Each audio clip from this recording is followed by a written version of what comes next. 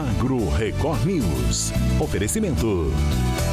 Bradesco, se tem na sua fazenda, tem no app e-Agro. Micro Essentials da Mosaic, MPS em grânulo único.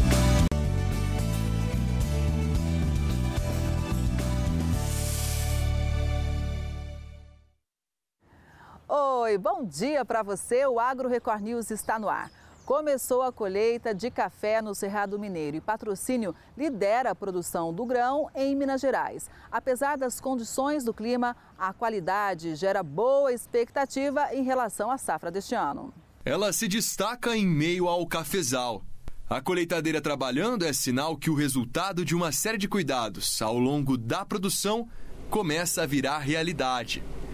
O início desta etapa depende de muitas particularidades, como relevo e altitude da região. No Cerrado Mineiro, a colheita tradicionalmente começa em maio. Estamos em uma fazenda que fica em Patrocínio, no Alto Paranaíba. Por aqui, 1/3 dos 300 hectares de plantação de café arábica deve ser colhido até meados de setembro. As coisas importantes aconteceram. Florada e os pés estão carregados. Isso é a coisa que nos deixa mais tranquilo. Agora são pequenos ajustes que a natureza faz. Além da expectativa com a produção desta safra, este ano o produtor está ainda mais animado. Isso porque a colheita deve recuperar o prejuízo com a geada que atingiu a região em 2021, afetando toda a cadeia do café. Naquele ano, as temperaturas ficaram abaixo dos 3 graus, queimando boa parte da plantação e reduzindo o volume colhido. A situação está o pé aqui. O pé está empedrado.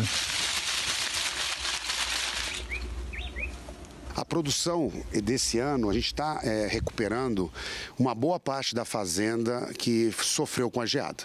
Respondeu bem, nós cortamos a planta, se diz em termo técnico, recepamos a planta, mas ela respondeu muito bem, está vindo com vigor.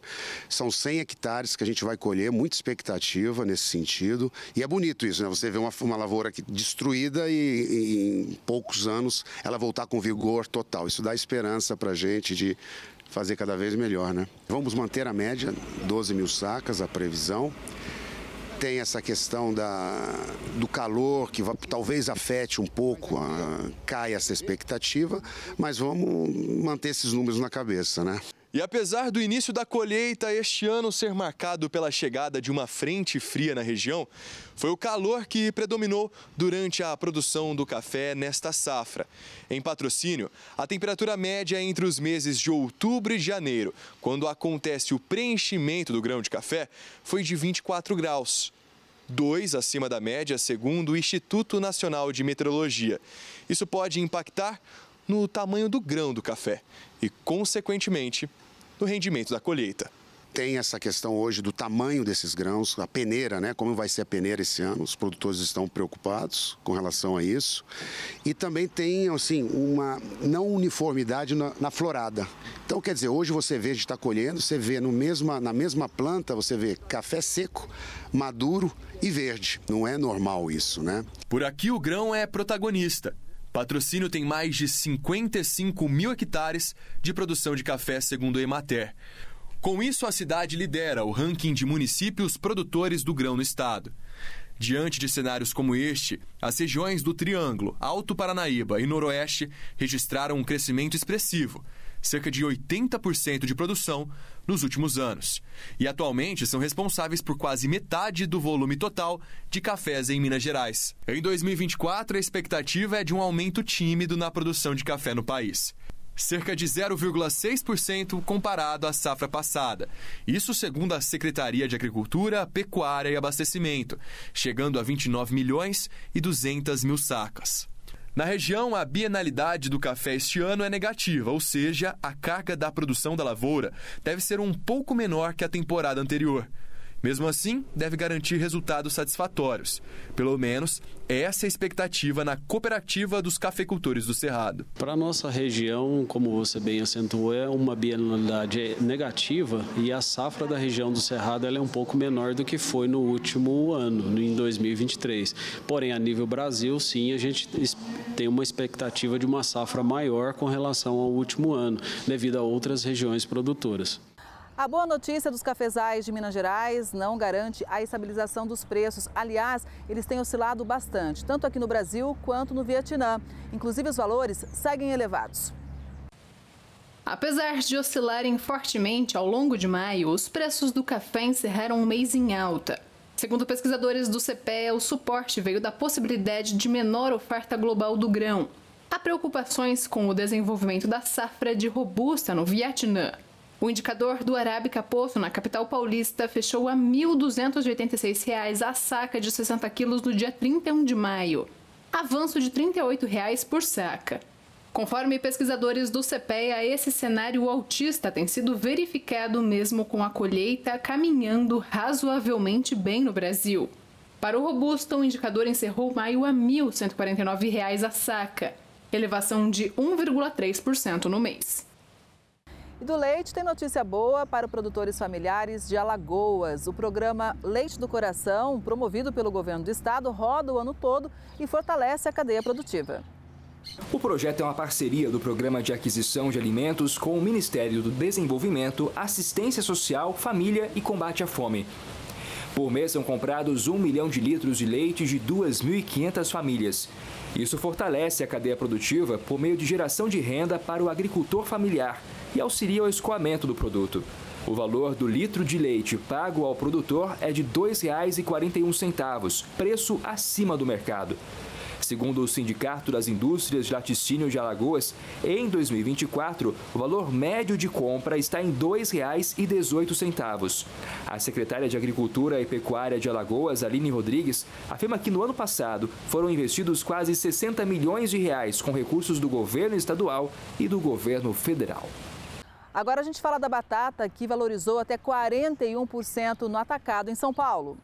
Informações divulgadas pela equipe do Hortifruti CPEA mostram que o preço da batata tipo Ágata no atacado de São Paulo fechou em R$ 210 a saca de 25 quilos no último dia do mês de maio, subindo 41% em relação ao período anterior. No Rio de Janeiro e em Belo Horizonte, Minas Gerais, as altas foram de respectivos 35% e 34%, com as médias passando para R$ 213 e R$ 193 a saca. Segundo os pesquisadores, a valorização é atribuída às chuvas ocorridas nos últimos dias, o que atrapalhou a colheita nas regiões produtoras do Paraná, que atualmente colhem a temporada das secas, e também nas praças de Guarapuava e no sul de Minas, que já estão no fim da temporada das águas.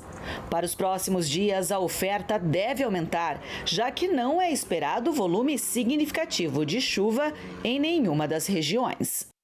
Agora eu tenho um recado da Mosaic para você, produtor, que está assistindo ao Record News Rural. Como você mede o desempenho da lavoura, acompanhando a performance ao longo do ciclo? E performance de alto nível é com a Micro Essentials, o fertilizante com NPS em um único grânulo da Mosaic, que aporta na mesma aplicação nitrogênio amoniacal decisivo para o desenvolvimento das plantas, fósforo de alta solubilidade para raízes robustas e frutos cheios e de 2 formas de enxofre que auxiliam na fixação do nitrogênio e são disponibilizadas conforme a necessidade das plantas. Nutrição uniforme e mais resultados na colheita. Fertilizantes com NPS em único grânulo é Micro Essentials da Mosaic. Performance no mais alto nível. Saiba mais no QR Code na tela ou acesse nutriçãodesafras.com.br. O preço do tomate está lá em cima mesmo em plena safra. Entre os motivos estão o alto custo de produção e o ataque de pragas. Na mesa do brasileiro, ele vai de coadjuvante à estrela principal. Tomate, limão, sal. Diga, tomate com sal. Nossa, é maravilhoso. Piquei ele bem picadinho e mistura no alface. É, minha gente, um tomatinho vai bem no prato. E para garantir o produto de qualidade aos apaixonados do país, gente como Ed Carlos dá duro na lavoura. Neste momento, a gente acompanha o produtor, junto com a equipe, fazendo a amarração dos tomateiros. toda semana tem que fazer uma vez por semana, é a desbrota e a amarração, para os frutos não danificar. O pé não embaraçar? Isso, o pé não embaraçar um com o outro, não ficar deitado no chão e não danificar os frutos. Nós produzimos mais ou menos 3 safras por ano. Dependendo do tempo, dá para colher em média em 150 caixas até 300 caixas por cada 1.000 pés. O pé de tomate tem uma vida útil de aproximadamente 5 meses. Aí, nesse tempo, um pezinho como esse aqui vai produzir em torno de 1/4 de uma caixa, mais ou menos 40 tomates. Esse aqui, olha que bonito, tem fruto de todo tamanho. É claro que a boa produção vai depender dos bons cuidados, do bom manejo, especialmente da irrigação. A irrigação é feita através de uma bomba que bombeia a água para o tomate e vai soltando nos gotejos. Em média, ele deve soltar mais ou menos uns 1.000 litros de água por hora. Estrela de primeira grandeza no grupo das hortaliças, este ano o produto fez o consumidor reclamar e muito. Quem tem criança pequena acaba tendo que se reinventar. Tomate é uma coisa que criança gosta muito e acaba que às vezes nós como pais temos que abrir mão. E não é só o tomate, mas tantas outras coisas. Então assim, tá difícil para a família brasileira se reinventar na hora de comer salada, de ter uma vida mais saudável devido à alta de preços de verduras, legumes e folhas. Então assim, tá complicado. A explicação para os altos preços do tomate e das hortaliças, de maneira geral, está aqui mesmo, no campo. Quando o preço desse produto aqui sobe lá na feira, no supermercado, o consumidor reclama com toda a razão. Mas aqui na lavoura, o produtor apresenta uma conta do alto custo de produzir um bom tomate. O que é mais caro, Ed Carlos? Os produtos, cada dia que você chega para comprar, tá um preço. Defensivo? Defensivo, adubo. E gasta muito, porque a adubação aqui é dia sim, dia não. Tem que ser feita na irrigação dele. E a mão de obra está sendo vilão, porque senão não está encontrando quem quer trabalhar na lavoura por causa dessa reclamando do sol quente. E a luta com as pragas foram mais pesadas também. A mosca branca, ela tomou conta de muita coisa não produz, porque ela não resiste à mosca branca. Ela tem uma virose que ela vai detonando tudo. E o outro é a traça do tomateiro, que agora tá, graças a Deus, já deu um alívio para nós. É uma outra praga aí complicada. Outra praga, essa aí danifica mais ainda, porque ela estraga o fruto, né? Aqui na Pedra da Ceasa, outros produtores de tomate da região fazem coro. Tomate é a lei da oferta. O tomate ele ficou caro esses dias por causa devido à mosca branca que entrou dezembro. Se você pegar dezembro, janeiro, é uma praga que entrou nas lavouras e não deixou as lavouras produzir. Lavoura que produz 400 por mil, nós estamos conseguindo produzir só 200 por mil, a metade. Já chegou a vender caixa de tomate até R$300. E agora? 150. Agora já deu uma melhorada já. A Ceasa é um dos termômetros do mercado e um braço para os produtores. O gerente da central analisou o comportamento dos preços que continuam salgados, mas na análise de especialistas já estiveram nas alturas. Atribuímos isso à instabilidade climática, né? Ação fúngica, o custo elevado nas lavouras, né? O que tende a normalizar de agora em diante. Então esses fatores aí, eles foram cruciais, né, para que tivéssemos preços mais elevados, né? Com certeza a dona de casa sentiu isso aí nesse primeiro trimestre, né? Já caminhando para o semestre, fechando o semestre já com preços em patamares ainda um pouco elevados. E as temperaturas têm favorecido o desenvolvimento de alfaces, mas a demanda não tem acompanhado esse ritmo. Veja. Desde as últimas semanas, a redução das temperaturas tem ocasionado 2 cenários no Cinturão Verde Paulista. O clima mais ameno tem favorecido o desenvolvimento das alfaces, porém limitado o consumo. Além disso, um outro fator responsável por pressionar as cotações tem sido a troca das folhosas por outros legumes que possam ser cozidos, com destaque às brássicas, o que tem causado sobras das alfaces nas lavouras, tanto de Ibiúna quanto de Mogi das Cruzes. Dessa maneira, a Lisa fechou a semana a média de R$ 18,00 a caixa com 20 unidades em Ibiúna, recuo de 12% em relação à semana anterior. Já em Mogi, a Crespa recuou 2% e terminou a média de R$ 26,17 a caixa com 20 unidades. Segundo meteorologistas, as expectativas para a próxima quinzena são similares às atuais. O clima deve permanecer ameno, o que deve continuar pressionando o consumo e, consequentemente, os preços. O mercado de laranja deve subir no decorrer do mês, é o que indica um balanço divulgado pelo CPEA. Depois de 2 meses em queda, os preços da laranja para o mercado de mesa devem voltar a subir em junho. O impulso aos valores deve vir da intensificação do processamento industrial da fruta, mais fábricas que entram em operação, limitando consequentemente o volume de laranja no segmento in natura. Informações da equipe Hortifruti do CPEA indicam que, embora a demanda pela fruta nesta época do ano geralmente seja menor por conta da redução das temperaturas, a oferta de laranja no mercado in natura ainda deve ficar abaixo da procura. Além da previsão de uma safra pequena, os baixos estoques de suco de laranja estão fazendo com que a demanda das fábricas por matéria-prima se mantenha aquecida. Os preços de negociação da laranja já chegaram a reagir na segunda quinzena de maio, logo depois da divulgação da estimativa de safra pelo Fundicitrus, indicando uma menor colheita. Atentos a esse cenário, muitos produtores já deixaram de colher a fruta para o mercado de mesa, no intuito de atender as indústrias. E o preço da laranja destinada à indústria bateu recorde histórico. A gente explica para você. Os dados mostram que a fruta foi negociada em São Paulo a R$ 85,00 a caixa de 40,8 quilos, colhida e posta na fábrica. O impulso deste valor veio tanto da demanda quanto da oferta reduzida. Do lado da demanda, a indústria tem necessidade de comprar a matéria-prima, tendo em vista que o estoque de suco está baixo. Do lado da oferta, a produção da fruta deve ser novamente baixa em São Paulo e no Triângulo Mineiro, devido ao clima seco e ao forte calor. O preço pago no período é o maior de toda a série do CPEA, que começou em 1994. As chuvas do começo do ano em São Paulo atrapalharam o cultivo de banana. As chuvas mais escassas desde meados de abril têm preocupado produtores de banana do Vale do Ribeira, em São Paulo. De acordo com o IMET, somando os dados de abril e maio para a cidade de registro, nota-se uma precipitação 45% menor do que a normal climatológica do período. Informações do Hortifruti CPEA relataram que o ocorrido preocupa, pois a produção local é via sequeiro. Assim, a persistência dos menores índices pluviométricos poderá impactar no desenvolvimento dos bananais.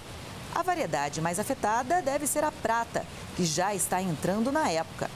Já houve relatos de menores calibres para a variedade, o que pode se intensificar nos próximos meses.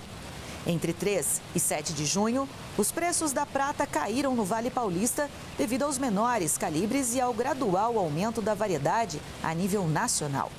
A prata litoral de primeira qualidade foi comercializada por R$ 2,58 o quilo, uma queda de 24% frente à semana anterior. A notícia agora é sobre o mercado de algodão, que segue em movimento de queda aqui no mercado interno. Entenda. Os preços internos do algodão em pluma caíram ao longo de maio, com a média mensal registrando o menor nível em quase 4 anos.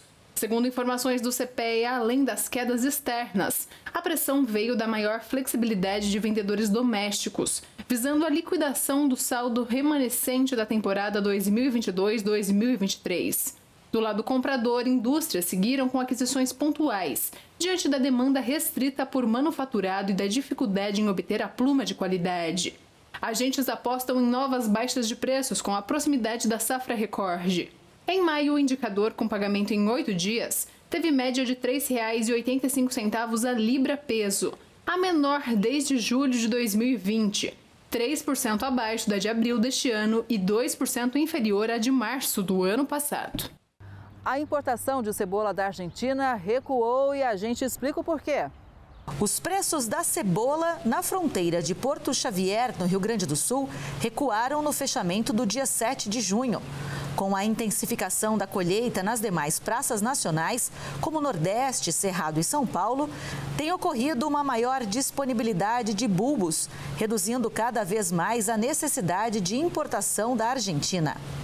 De acordo com informações da equipe do Hortifruti CPEA, alguns galpões já esgotaram todo o seu volume e parte dos importadores já reduziu a quantidade de pedidos. Na fronteira, cotações fecharam a semana em R$ 88,00 por saca para a cebola argentina, redução de 1,9% em comparação com a semana anterior.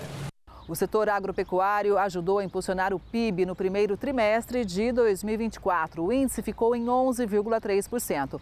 O especialista Pablo Alencar fez uma análise. O mercado já tinha uma expectativa de um crescimento forte no primeiro trimestre. O número é muito bom, né? Você ressaltou bem, comparando o PIB de maneira geral para todos os produtos cresceu 0,8% e o agro novamente puxando a economia, crescendo 11,3%. Com isso, a participação do agronegócio na economia, no PIB do Brasil, ele cresce 10%.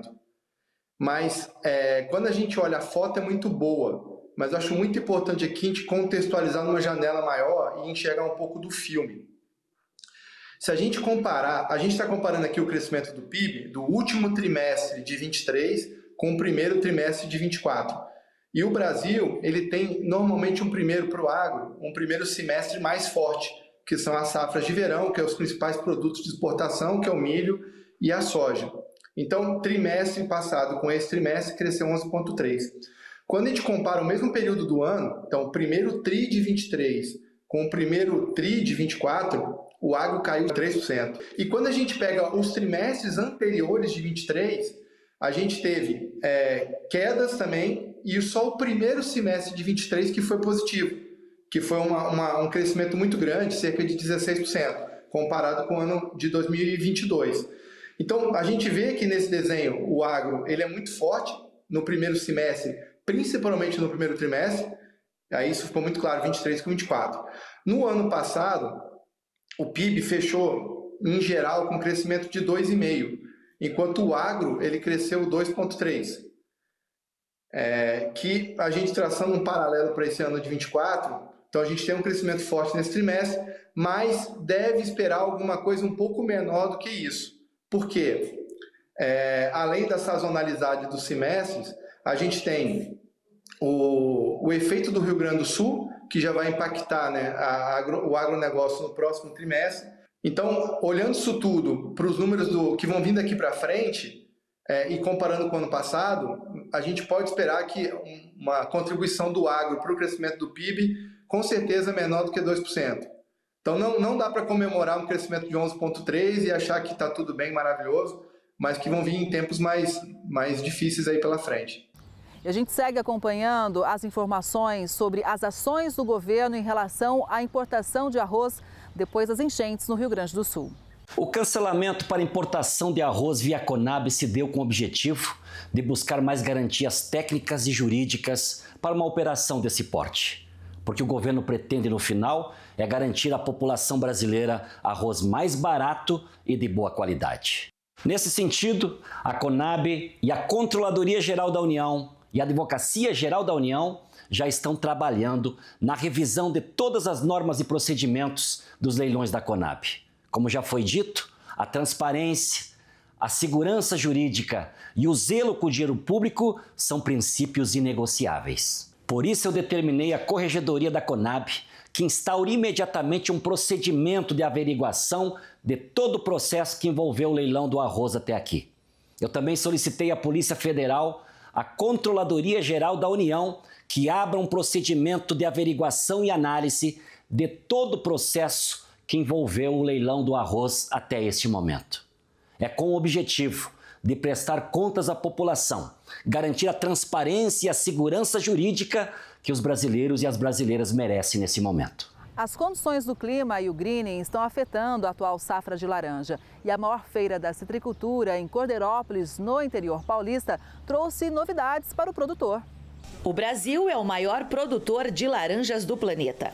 3/4 de todo o suco consumido no mundo são processados em solo brasileiro. Por isso, o investimento em pesquisa e novidades é tão importante. Essa semana, representantes de toda a cadeia da citricultura estiveram reunidos na 49ª Expo Citrus, em Cordeirópolis, no interior paulista. Nós temos vários aspectos da defesa do pomar, dos fatores de produtividade, por exemplo, como manejo de água, manejo de fertilizantes, o uso de variedades, novas variedades que estão vindo cada vez mais, copa, porta e enxerto, além das tecnologias e o apoio de todos os expositores, de produtos, insumos, consultoria, assistência técnica, que são fatores chaves aí para o seu sucesso no negócio no campo. A citricultura é uma cultura muito dinâmica, as coisas mudam, as doenças mudam, o manejo muda, os produtos mudam, os métodos mudam e a gente tem que estar sempre atualizado e atualizando os produtores de todas essas informações que a pesquisa gera. O Gustavo Medina produz laranja no sul de Sergipe, norte baiano. Na região, ele cultiva 1.500 hectares de citros, com produção de cerca de 80 a 100 toneladas por hectare. No Nordeste, ele é o maior produtor de poncã. Pois é, com muito orgulho que eu me tornei o maior produtor de tangerina no Nordeste. E a tradição vem do meu bisavô, né? E quando a gente trouxe a tecnologia paulista para lá, aí agora a gente deu uma upgrade muito grande, né? E nos tornamos muito competitivos, né? Hoje a gente atende mercados de Porto Alegre a Manaus. Ele explica também particularidades da fruta produzida nos estados do Nordeste do país. O greening, considerado a doença dos citros de maior importância no mundo em função da dificuldade de controle, claro, também é uma preocupação. Pois é, a fruta do Nordeste, ela a rigor, ela tem uma coloração como essa, mais verde, né? Um verde cana, um verde bandeirada. Porque temos sol, 12, 14 horas por dia do sol, o que garante um sabor maravilhoso. Então o sol enxuga a água e os açúcares estão aqui.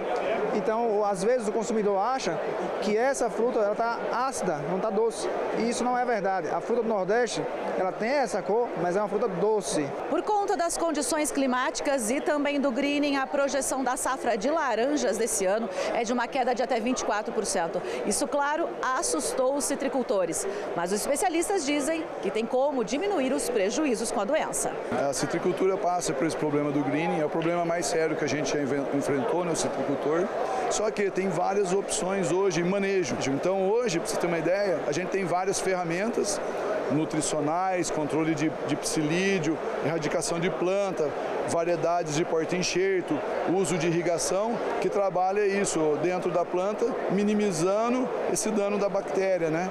E com isso a gente continua produzindo frutas de qualidade e tamanho. O que o produtor pode fazer é o seguinte, ele tem que investir na lavoura dele, lembrar que ele tem uma árvore ali, não é uma cultura anual, né? Que você trata um ano, colhe, depois você trata o outro ano e colhe. O calor intenso do começo do ano provocou perda de qualidade e aumento no preço das hortaliças. Veja o que pode acontecer a partir de agora. A alface ocupa a maior parte dos 5 hectares desta fazenda na cidade de Barrinha. A venda da verdura é superior a 3.000 maços por semana durante o verão, época em que são necessários até 4 pés para montar uma unidade para o comércio. Isso acontece porque neste período ocorrem perdas pela chuva e pela alta temperatura. Aqui, para manter a produtividade, o agricultor instalou mantas e usou até protetor solar nas plantas. Se não tivesse o mulching e protetor solar, nós íamos ter uma perda aí de uns 40%, 50% até 60%. Mas com a adição dessas novas tecnologias, na verdade, né, a gente conseguiu baixar para 20% a perda, a produção, no verão. Com a chegada do frio, cai o consumo de alface e aumenta a procura das chamadas hortaliças de inverno. O cultivo neste ano está atrasado por causa do calor. A couve deveria ganhar o espaço da alface na horta ainda no primeiro trimestre, mas em 2024 está diferente.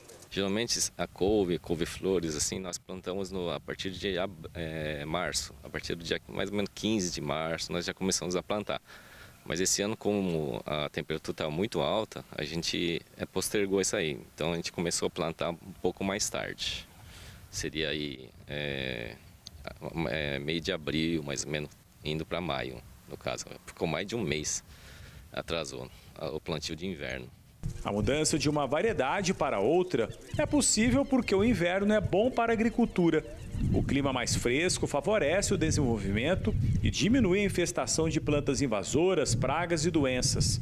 Com menor perda, são necessários menos pés para formar um maço de hortaliça, o que é bom para o consumidor. Hortaliças para folhosas, né, tendência a diminuir o preço, né, no caso, vai ter mais promoções, essas coisas, né, e melhorar a qualidade, porque agora produz melhor e com qualidade melhor. Mas é sempre assim, A gente trabalha com lei da oferta e procura, na verdade, né? Então vai ter mais procura de folhosas para refogar, então a tendência é aumentar, né? ou se manter. Agora a salada a tendência de queda de hortaliças para salada. Segundo o IBGE, o Brasil produz mais de 160 mil toneladas de couve por ano. Quase metade no estado de São Paulo, em cerca de 8 mil propriedades rurais, como a do seu Suzuki. A fartura de hortaliças nesta época com mais qualidade é importante para a Érica. A couve faz parte do dia a dia da cozinheira, que trabalha há 30 anos na área e virou dona da própria empresa durante a pandemia. Ela se especializou na venda de caldos, que chega a triplicar nos dias mais frios. Aqui eu faço 3 tipos de caldo, né? Que vai a couve. Aí a couve que eu procuro usar é uma couve bem macia, do tamanho médio, tamanho pequeno. E elas ficam bem saborosas, né? Nos caldos. E fora os caldos que não vai couve, muita gente me pede para acrescentar a couve também, que a couve é bem pedida. Ela corta a verdura bem fininha para incluir no caldo e coloca na panela já no preparo final, somente até ferventar. Bastam alguns minutos e o prato fica pronto.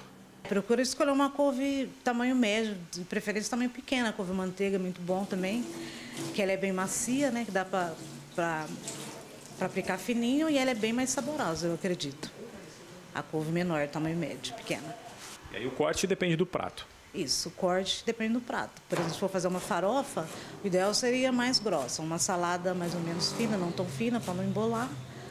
E por aí vai, né? Vai depender do gosto da pessoa também, né? O cultivo de morango apresenta ligeira melhora em algumas áreas do Rio Grande do Sul, mas a produção ainda é insuficiente. A avaliação feita pela Emater Ascar, na região de Caxias do Sul, demonstra que as condições climáticas mais amenas e alguma insolação estão melhorando o desenvolvimento das plantas em comparação com semanas anteriores. As lavouras apresentam sinais de emissão de nova florada, trazendo perspectivas positivas para as próximas colheitas. No entanto, o volume retirado do campo até agora é insuficiente para atender a demanda do mercado. Em outras regiões, a situação é mais preocupante. O clima tem impactado negativamente o desenvolvimento das mudas e a produção das plantas. Há relatos de agricultores que perderam toda a safra devido às inundações. O clima úmido e a baixa insolação têm favorecido o aparecimento de doenças e prejudicam o desenvolvimento dos frutos. Com a baixa oferta, o preço para os produtores está favorável. Eles estão recebendo entre R$ 25 e R$ 35 por quilo. A insegurança alimentar tem preocupado autoridades do Tajiquistão, país da Ásia Central. O presidente pediu até para a população estocar alimentos por 2 anos. Em cartazes por todo o Tajiquistão, país da Ásia Central, o presidente da República é mostrado cercado por uma abundância de frutas e vegetais sob o slogan "Vamos garantir a segurança alimentar". Esse objetivo é uma perspectiva distante do empobrecido país que enfrenta o duplo desafio da baixa produção agrícola e das alterações climáticas. 1/3 da população de 10 milhões de pessoas está subnutrida e metade de todos os alimentos disponíveis são importados, segundo o Programa Alimentar Mundial das Nações Unidas, o que significa que a segurança alimentar do país está à mercê de flutuações brutais de preços. O presidente, que está no poder desde 1992, pediu que as famílias criassem uma espécie de estoque alimentar com duração de 2 anos. Mas isso é uma tarefa difícil.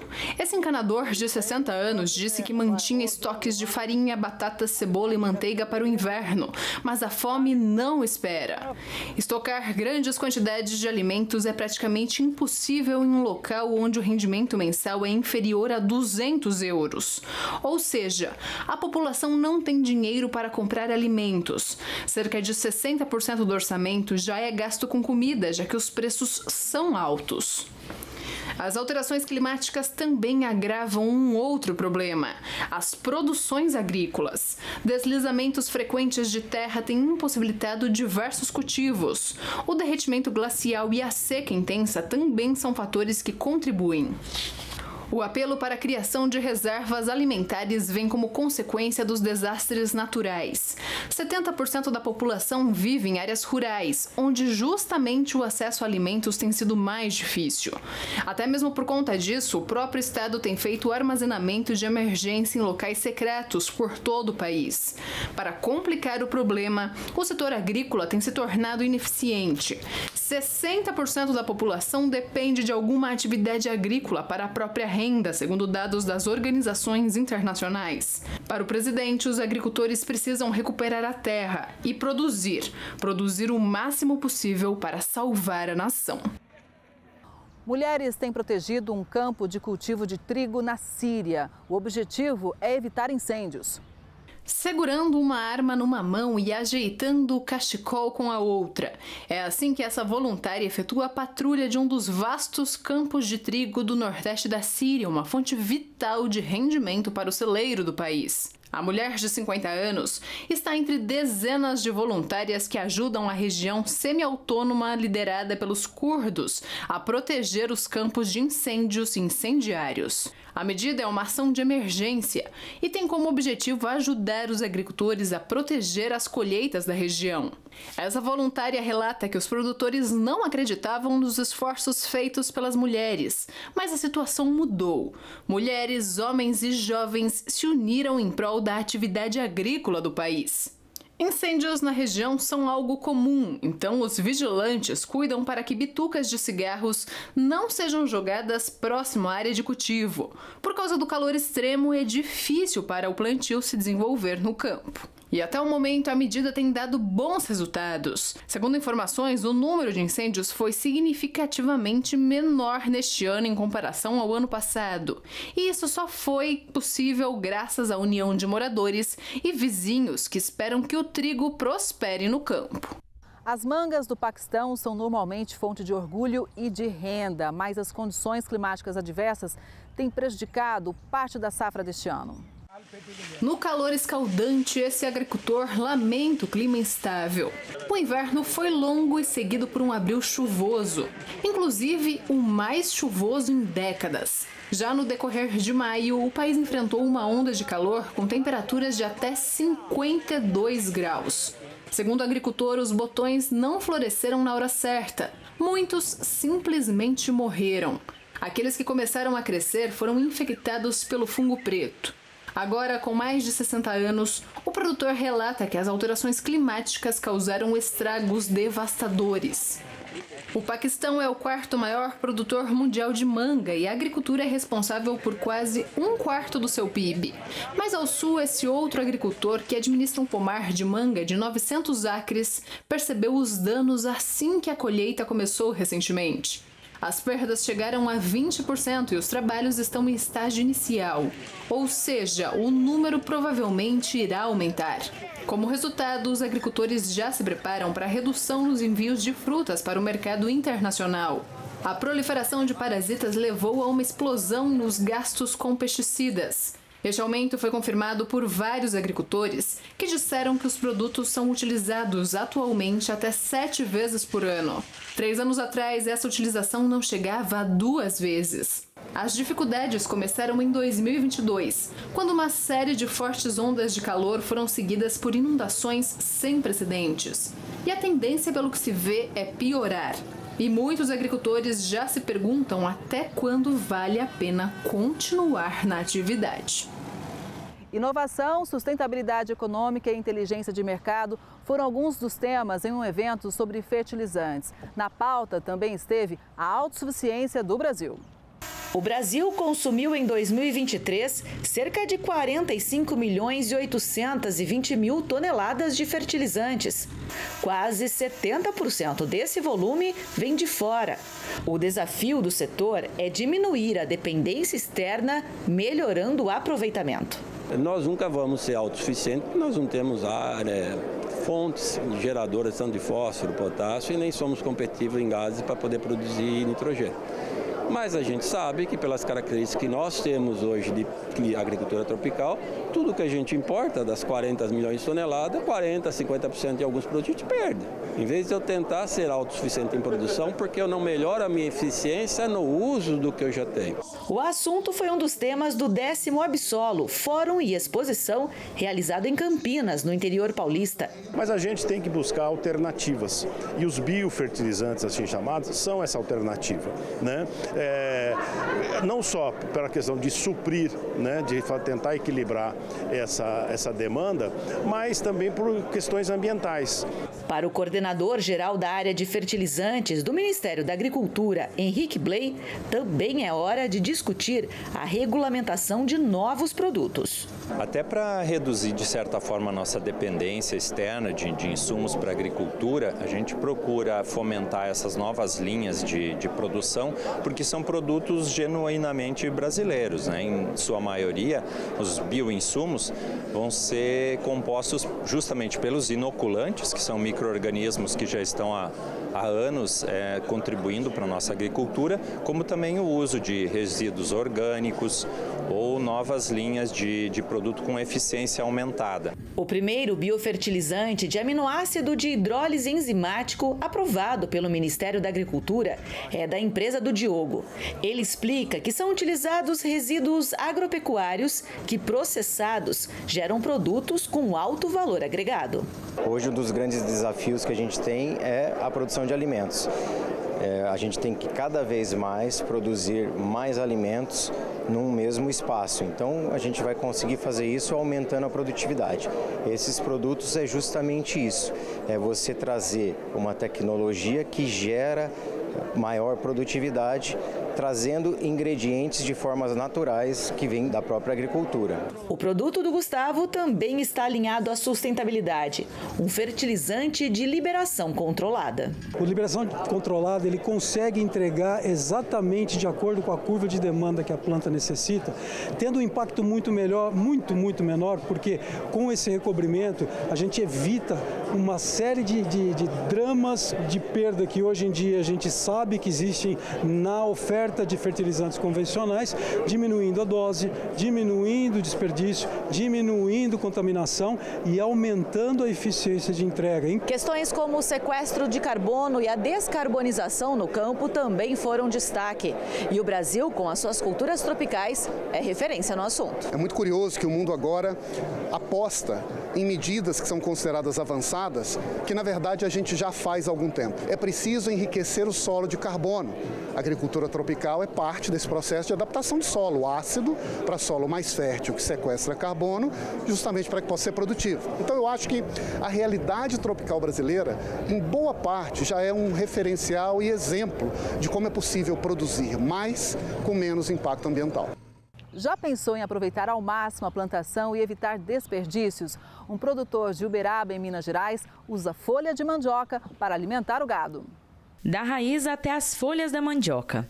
Na fazenda Foscarini não há espaço para desperdício. Nós percorremos cerca de 30 quilômetros de Uberaba até a plantação. O manejo é feito pelo produtor rural Dorvalino, que mistura nutrição, cuidado com o meio ambiente, alívio para o bolso e, claro, sabor para agradar o paladar dos animais.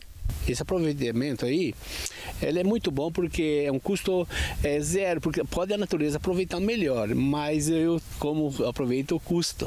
Então essas ramas de mandioca, elas me ajudam muito bem no trato do gado. Aí eu misturo rama de mandioca, proteinado e ração.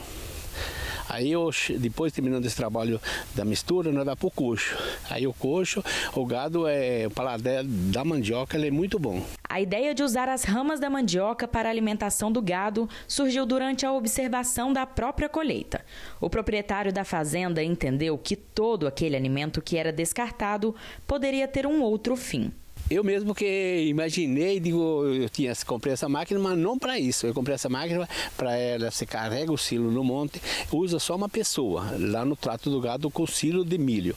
Agora aqui no trabalho diário de moer as ramas, precisa mais pessoas, porque é muito cansativo e pesado. Isso aqui nós estamos perdendo. Nós sabíamos que era um aproveitamento, só que nós estávamos perdendo, era muita coisa na roça. Um alimento de fácil adaptação que é cultivado em todas as regiões do Brasil. Em termos de rentabilidade, é interessante porque nós temos mais de 2 milhões de hectares produzidos no Brasil de mandioca, né? Sendo que eu tenho aí, por hectare, 13 toneladas de matéria subterrânea e 12 toneladas da parte aérea. Então isso é um bom rendimento, quase que é um equilíbrio entre uma planta, a parte aérea com a parte subterrânea, que é um produto que está disponível, muita gente jogava fora, desperdiçava. Da mandioca, eu estou com 3 produtos se a gente observar aqui na área, né? Eu tenho, né, a rama, que vai ser utilizada para a alimentação humana, a parte das manivas, que é a parte de caule, que pode ser reutilizada para o plantio ou incorporação no solo, como é realizada aqui na propriedade, e a parte foliar, que é a parte mais interessante para a alimentação animal, porque alto teor de fibra, mais de 25% de fibra, bom teor de matéria seca, né? Ela tem a mandioca, dessa posição que vocês estão vendo, ela cortada, ela tem o mesmo teor de umidade que um pasto, 25% de matéria seca. Tem em torno de 16% até 20% de proteína bruta, tem altos níveis de cálcio, bons níveis de ferro. Então, ou seja, em termos de sustentabilidade, eu estou pegando um alimento e dando 3 funções para ele. Hoje, o resultado de uma colheita é capaz de alimentar 150 bovinos dessa fazenda. A leguminosa pode ser consumida fresca, em forma de feno ou de silagem. A mandioca é muito bom porque você aproveita, e hoje fazendo um custo, hoje eu vou colher nessa área aqui 5.000 quilos para mais de rama de mandioca. Vamos fazer um custo de R$200, é muito dinheiro. Mas se engana quem pensa que por ser um aproveitamento, o trabalho é fácil. O início do trabalho aqui na fazenda é 4 horas da manhã para pegar as partes mais frescas do dia. E a mandioca sair com qualidade. E aí depois vão tomar café, volta aqui fazer esses trabalhos de aproveitamento. Esse foco aqui ele deve ter já mais de 5 anos, mas eu mexo com mandioca há mais de 15 anos. Então, aí eu vi essas perdas, eu tentei de várias formas de aproveitar esse aí. Só que o braçal era muito difícil. Com essa máquina moderna, essa me ajuda muito, porque ela tritura, ela moe, ela mistura e distribui no coxo. Depois de todo o processo feito, a quantidade exata de alimento é colocada em cada um desses coxos para que os bovinos possam se alimentar. E pelo visto, a refeição foi aprovada.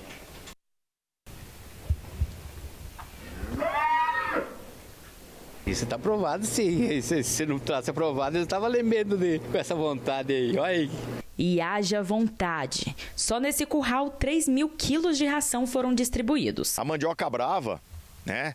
Ela tem que estar sempre sendo respeitada, né? A adaptação dos animais. A mandioca mansa, muitas vezes, uma adaptação mais suave, o animal aceita bem. Tá? Mas sempre tomando cuidado. E outra coisa, não tem como a gente saber se a mandioca é brava ou mansa, ela plantada.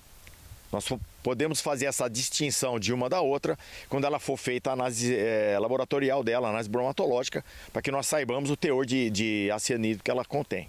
Minas Gerais é o 5º maior produtor de galinhas e Uberlândia ocupa o 1º lugar no ranking do estado. Para conseguir uma boa produção, o manejo é especial e cheio de cuidados. Elas são muitas.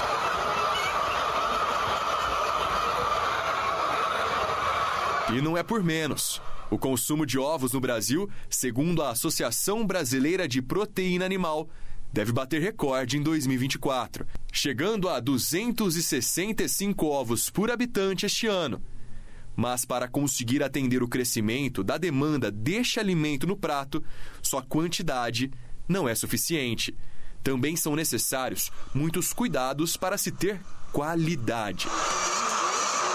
Nesta granja que fica em Uberlândia, cidade que lidera o ranking de produção de galinhas no estado, a capacidade de criar até 440 mil galinhas.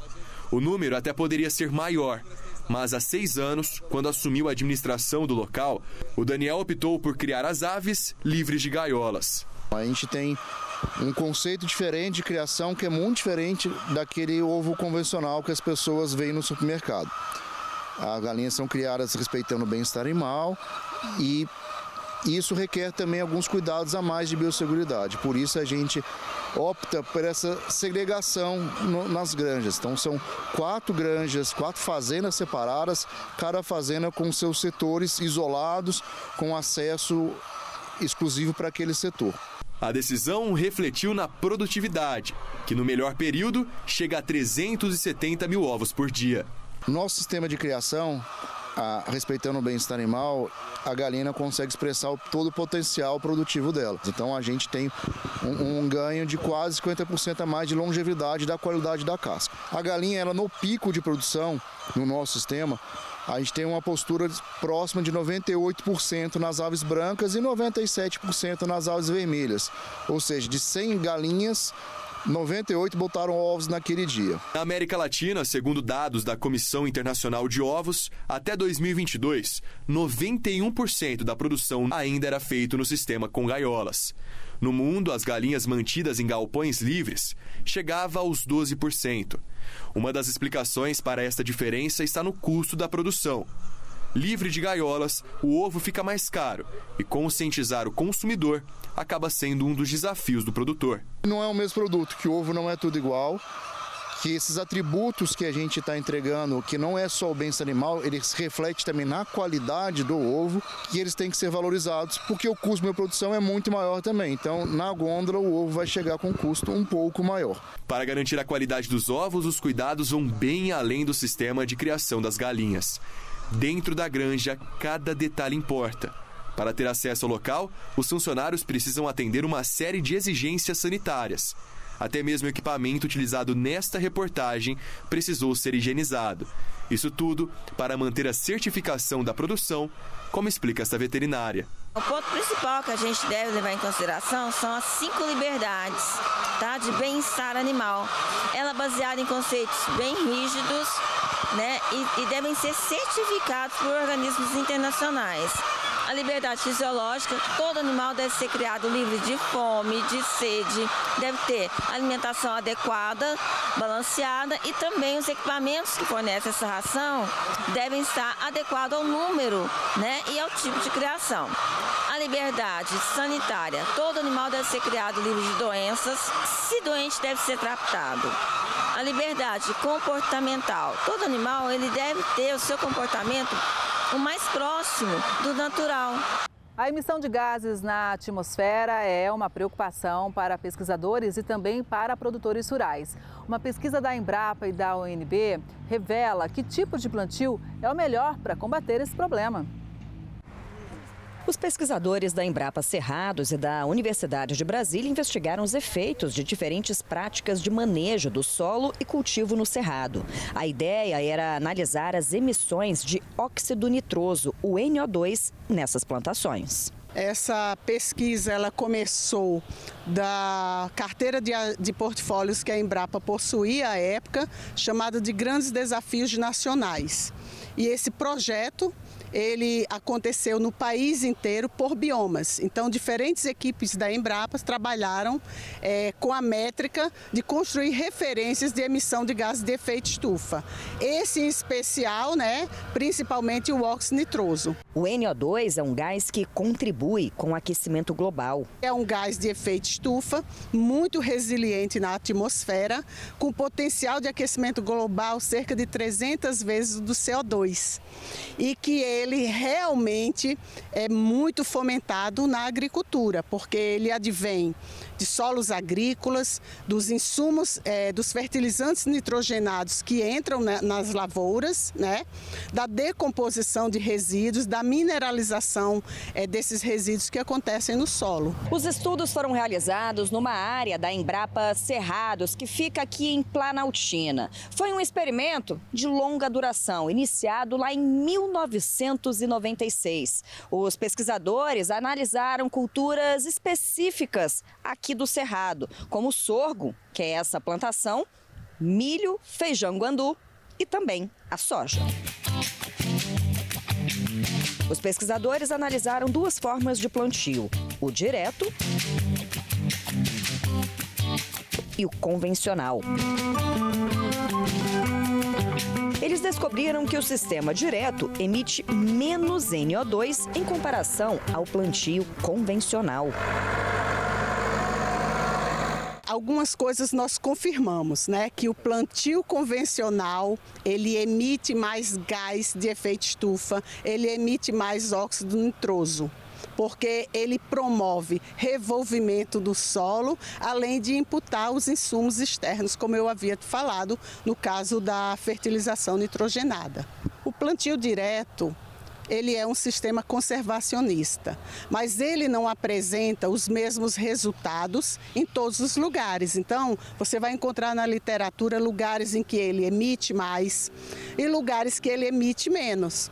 Então, a depender do lugar que esse sistema de plantio direto está instalado, ele pode, de fato, emitir mais. Mas para as nossas condições do cerrado, mostrou-se que o plantio direto, ele de fato é mais conservador, mas que ele também é dependente do que é colocado nele. Então, a escolha das espécies que vão acontecer nesse sistema de plantio direto é preponderante para que os resultados sejam positivos. Esta já é uma prática realizada pelos agricultores do Cerrado. A gente quer certificar o que ele faz e possibilitar outros ganhos ambientais que ele pode vir a ter e que provavelmente não tenha sido despertado naquele momento. E aí o estudo mostrou exatamente isso. O ano 1 foi diferente do ano 2. Mas, além disso, a informação do todo. Então, o que acontece ao estudar quase 3 anos uma área, aqueles sistemas? E aí o estudo mostra toda essa diferença. E também a contribuição do plantio comercial, que é o caso da safra, que é a soja e o milho que foi colocado lá. Então, a gente consegue perceber lá uma diferença de produtividade e isso vai impactar nesse índice, né? E o índice revela quanto que você emite para produzir X quilos de grãos. Então, é uma métrica acessível, palatável, né, para quem conhece e fácil até. Se você tem a emissão daquele local, daquele sistema, daquela cultura e a produtividade você sempre tem, você pode se orientar para melhorar suas práticas de sustentabilidade da sua lavoura. O Agro Record News de hoje vai ficando por aqui, passou rápido demais, né? Mas claro, eu espero você no próximo programa, combinado? Até lá!